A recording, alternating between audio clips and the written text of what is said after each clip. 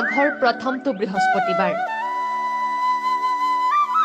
পৰম্পৰা ৰক্ষাৰে দেউৰী জনগোষ্ঠীৰ ভোগালী বিহু পালন।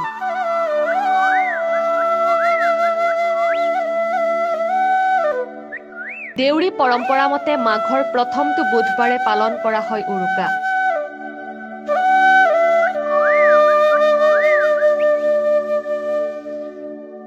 পিছদিনা পুৱাই মেজি জ্বলাই পালন কৰা হয় ভোগালী বিহু।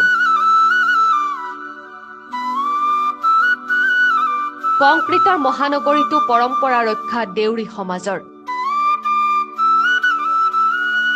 সোণাইঘুলিত দেউৰী জাতীয় মঞ্চ সাংস্কৃতিক কেন্দ্ৰৰ বাকৰিত মেজি প্ৰজ্বলন।